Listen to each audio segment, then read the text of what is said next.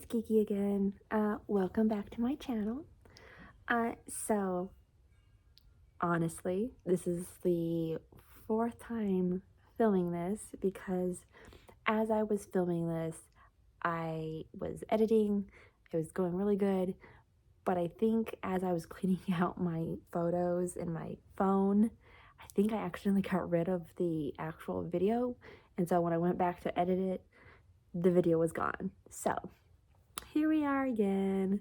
Um, and it doesn't really matter to you guys. This looks like I'm doing it the first time around. So, but if I look the same in other videos, you'll know why, and you won't be like, oh, does she just like never change like her clothes?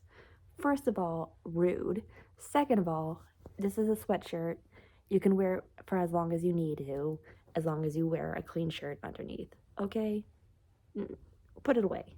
On that note, my first video, if you got through it, congratulations. That was absolute chaos. I am completely sorry.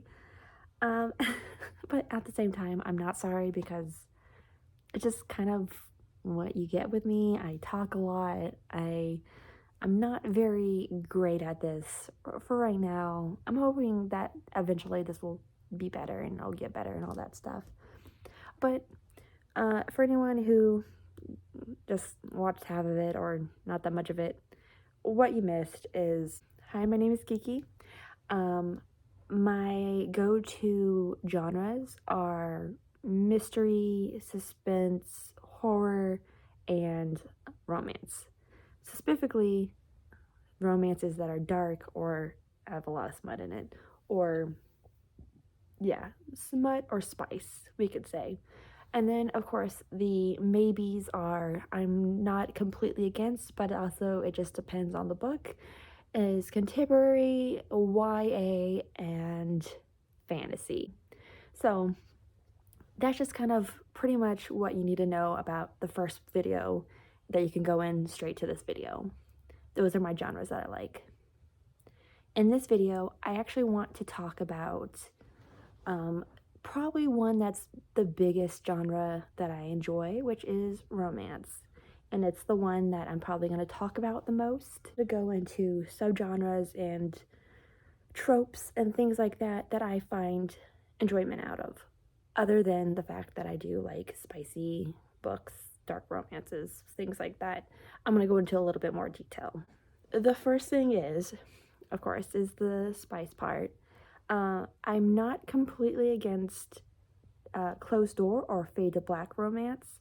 If you don't know what that is, it is where it gets to the part where things getting spicy, things are happening, but then they fade to black, or the next day, or the next morning, or it's after it all happens and they're just laying in bed or something. You don't actually get the detail, but you get enough to know what happened, pretty much. I'm not against it, again, like I said, but there are some that work and some that don't. And I have examples of one that does and one that didn't. So let's go with a positive first, which is the one that did. And that is The Unhoneymooners by Christina Lauren. This had a lot of tension. It had a lot of build-up. You get to know both the two characters, Ethan and Olive.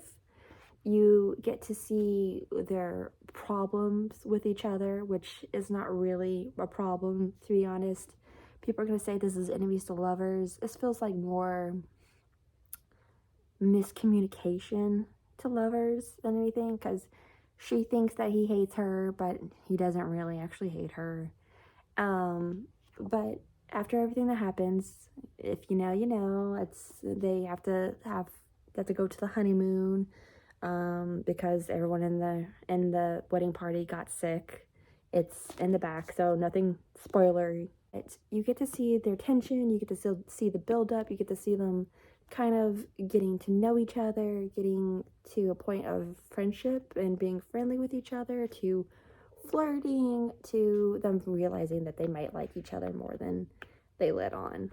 That, you know, they start saying stuff like how handsome he is or how beautiful she looks, and you get that build up of what it's supposed to be when you want to see chemistry, like proper chemistry. So when the part happens that you are waiting for, because it's finally like the uphill portion of the relationship, I'll say that, you don't feel too bad about it fading to black, because it gives you enough for you to be satiated, but at the same time, Christina Lauren, I don't think, is a person who does much like detailed stuff. Don't quote me on that. I've only read one of their books, and this is it. I'm always into the idea of reading more of their books, but I've also heard like really like mixed reviews of some of their books, so it does kind of put me off a little. But yeah, I feel like this was really done well, and I didn't mind missing out on it because I feel like they both wrote these characters so well. So that is a plus for me, and this was a example of a successful fade to black book. On one that wasn't, that I'm not going to go in too much detail just because there's no necessary need for it, but Lucky Leap Day by Anne Marie Walker is going to be my example.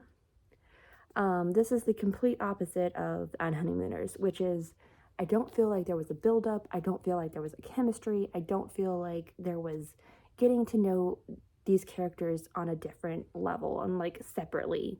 While they're getting together, you get to know the characters also separately at the same time. I feel like that is good writing. It's rushed, and it feels like you don't feel it. You don't vibe with it, and all they get together so fast. And the other point that did not work for me is there are actually multiple fade to black scenes in this, which makes me kind of go, at that point, why don't you just write a spicy scene? If you're gonna write that many like scenes of them getting together like that, then just do it. Stop fading to black. But that actually might be just a me thing. But yes, this is one that just did not work out for me. I did not feel it. I did not feel the chemistry. I didn't get to know both these characters at all. I get the whole Lucky Leap Day is like kind of a rush thing of like, the woman gets to propose, all that stuff. But I don't know. This just didn't work out for me, and it's a bummer, but it's a really cute cover, and the dog is really cute, so I'll probably keep it for a little bit longer. But yes, not a good fade to black for me. On to the next, I guess, subgenre, which is going to be contemporary. I do find myself enjoying a few contemporaries once in a while. I do have, I feel like the Twisted series is pretty contemporary, and so is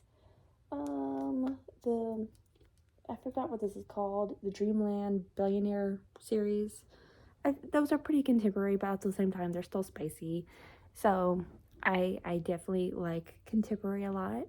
I also like contemporary that makes it look like it shouldn't have any spice, but then bam, there's spice in it, and you're just like, holy shit, I wasn't ready for this.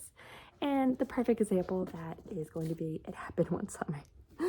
This doesn't look like a book that should have spice, but it does. And it's very good, and it's a very sweet story. I love Brandon. Brandon is my boo. I love him so much. He's grumpy, and he's perfect, and he's just, this is a dream book pretty much for me, because I've always wanted to live in a fishing village, port village, kind of small town. This is it. So, but yeah, I love this. This is a great example of that. Another good example is one that just kind of surprises you because it looks kind of sweet, which is Things We Never Got Over by Lucy Score. This, with the daisies, and it looks kind of almost like this would be an emotional book, but actually it's really spicy and fun. It is quite a big book though, but yeah, these two are what I'm talking about when I say, I think, I don't want to say misconstrued, but title or but covers that kind of trick you, I like a lot. I think this is always fun because it's a great surprise, and there's nothing better than a surprise. So yeah, so we're gonna go a little bit darker. You knew this was coming. Don't be surprised. And that is going to be my retellings. I love a dark romance retelling. So much fun for me. I love it. When I find it, I eat it up. It's so great. The example I have for that one is going to be Hooked by Emily McIntyre. This was my first, and I loved it. I did attempt annotating. I stopped because of what I said in my first video, which is I realized that annotating made me read a lot slower, so I stopped doing it. But I just Hooked, and there's Katie Robert, which is like a villain series like that. I think it's called, what is it called? It's, wish it said, oh, Wicked Villains series. So like these, and then I have just a bunch more, because like I said, anything that is dark retellings of stories already told, I'm all for. I will say this, Emily McIntyre does not like calling these retellings the Never After Not series. So we're gonna say it's loosely based instead, and just know that it's a story that you've heard before, but just darker. Hook is a mafia Punisher kind of guy. I don't know what they call him, but yeah. And then of course Wendy is like the daughter of his worst enemy, so of course his whole plan is to like get with her to piss off him. But yes, so good, so good, so good. This one is Hades, Megara, and Hercules all together. Reverse Harem is a great actually start to another thing, which is Never King, which is also a reverse harem, and Lilac, which is another one. I recently got into reverse harem, and I really enjoy them a lot. I've had one where I won't show you, but it is a Katie Roberts book, and I did not like it very much because I didn't think it was well written, and I didn't get to know the characters very well, because like I said, I feel like I should also getting to know them as a whole, but also as separately as well, is good writing to me. So these three are all very great examples of verse harems that I just fell in love with, love. Definitely will get into more verse harem if I can. If I see it, it's almost like a, what do they call it? It's almost like the perk keyword. So yeah, so I will definitely be doing reverse harems more often. I do think that reverse harems get a bad rep because I think people don't understand reverse harem very well. It's actually a very empowering woman thing, but some people don't feel that way. I do. So, but anyways, yes, reverse harem. It's amazing. Sticking with dark, of course, there is Stalkers, which is like Haunting Adeline, or I'm trying to think what else there is. Mafia, of course, or motorcycle gangs, things like that. But then there's also, kind of going a step further, in my opinion, serial killers. I definitely have found myself really getting into the idea of like a serial killer, which is definitely unhealthy, but it's like I'm obsessed with you so much that I don't know if I want to kill you or like kiss you really hard. We'll say that because I don't know how much YouTube will allow. But this is a good example. I started this KU, and so much that I actually wanted to get the actual book because I love it. And I'm probably going to get the second book as well. I'm still in the process of reading it, but they also have pictures in them, which I love so much. I love that the little extra step Sophie Lark does. But yes, I love this book. It's a great example of like, I want to say there's like dark romance, but then there's like over the line dark romance, and I feel like this is considered like over the line dark romance.